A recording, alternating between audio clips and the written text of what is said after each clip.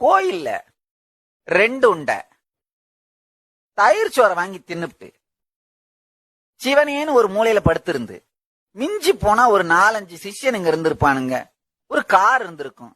நான் பாட்டுக்கு வாய்க்கு வந்ததை எதையோ ராமா கிருஷ்ணா கோவிந்தான்னு 4 பேருக்கு நல்லதை சொல்லிவிட்டு அப்படியே இருந்திருப்பேன்லடா.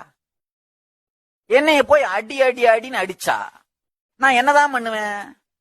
நான் ஒரு பரதேசிடா. பரதேசிகளை எல்லாம் அடிக்கப்படாதுப்பா. அவங்க பாட்டுக்கு வாழ்ந்துட்டு போறாங்கன்னு விட்டுறணும். செட்டி வீட்டு 1001 ரூபா கூலிக்கு பொட்டி அடி பையனா நான் பெங்களூர் போனவங்கய்யா.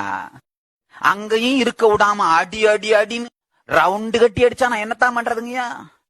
கண்ணிறக்க நானும் அண்ணாமலையார பார்த்து மனசு நிறக்க அவரை நினைச்சு வாழ்ந்து செத்து போயிருப்பனேடா. என்ன ஏன்டா இவ்வளவு பெரிய ஆளா ஆக்குனீங்க? எதுவானாலும் சரி மீனாட்சி மீனாட்சின்னு கூப்பிடுங்க, உடனே அம்மா வந்து அருள் பண்ணுவா. என்னாச்சு என்னாச்சுன்னு